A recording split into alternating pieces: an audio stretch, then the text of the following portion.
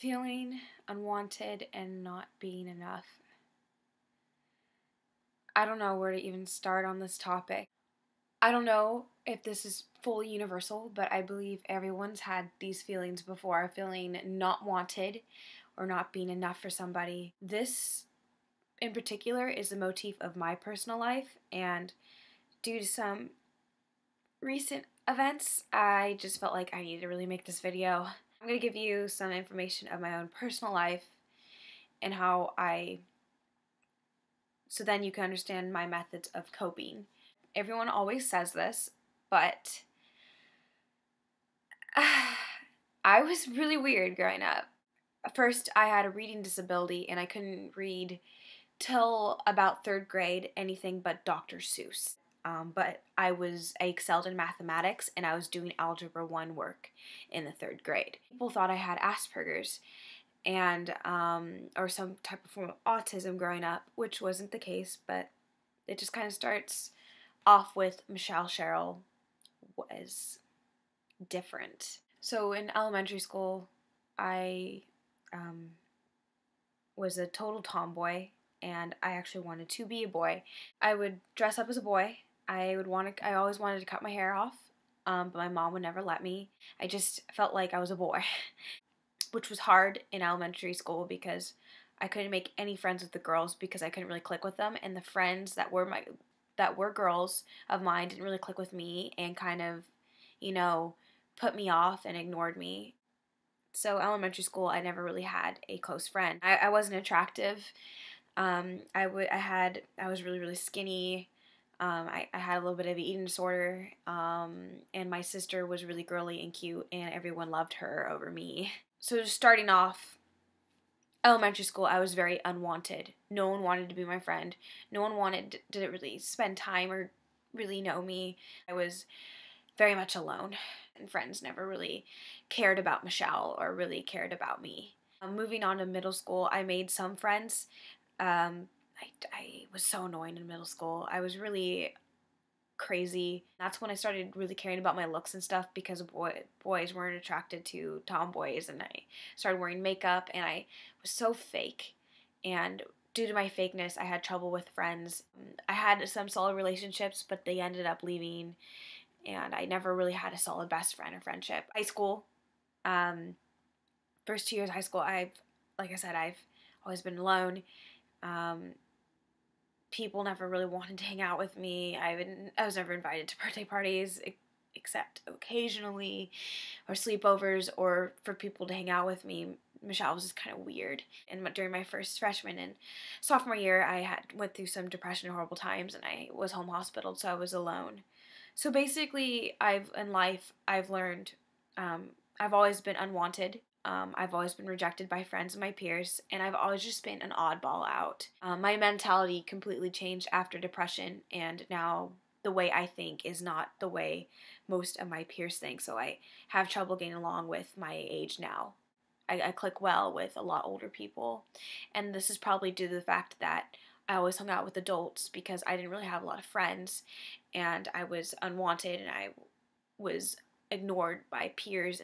I've learned to become an introvert. I've learned to and during my whole life, I've learned to love my own company, and now I have trouble with friendships now because I just assume every person I become in contact with wants something from me. And that's usually the case, honestly, still today. Peers that usually want to become my friend just want something of me. A lot of the times it's with helping them with school. I hope I didn't go on a too big of a tangent. I'm trying to talk super, super fast, but basically, I've grown up with no one's ever wanted to get to know me.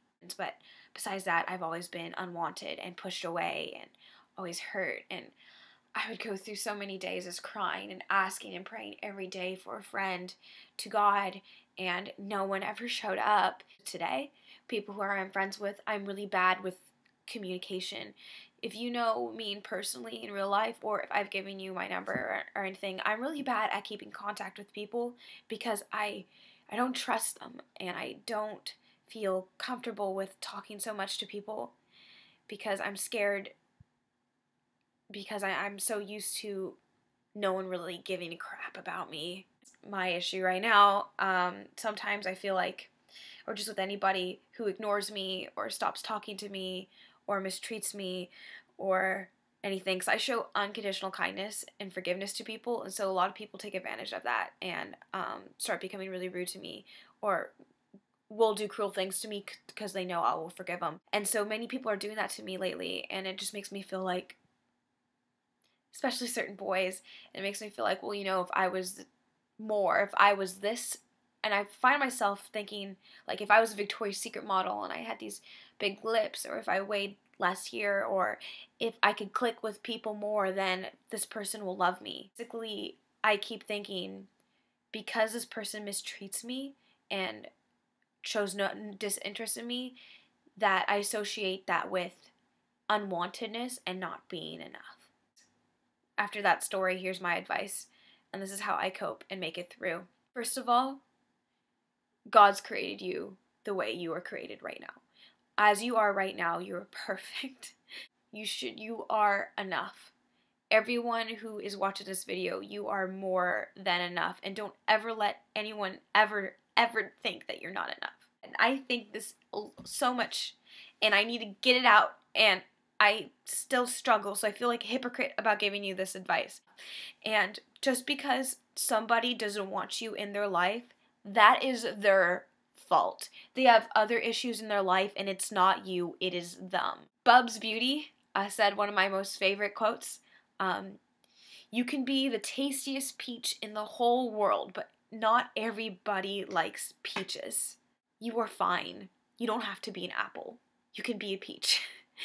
And you're fine just perfectly the way you are. People mistreating you and all that stuff, that is their fault. Just because other people take advantage of your kindness, don't let that stop you from showing support and love for others. Once you start keeping the mentality of that you are enough for yourself, that's where the confidence just starts to flourish, and people will become attracted to you for your own self-worth and your own confidence. And you don't have to forge yourself into someone else just to get someone to like you, because when things are forced, it's crap. It's like a fart. If you force a fart, it's crap. Will be attracted to you for you. And I know this is so redundant and it's heard so often, but you just got to keep reminding yourself. I keep forgetting this, and I have to keep reminding myself, I am perfect and I am enough, and you are perfect and you are enough too. Hopefully this video wasn't too long, but that is what I had to say. Any advice for other videos, just leave in the comment box below. Game of Thrones is coming back soon, and I'm excited. See you later. Thanks for listening.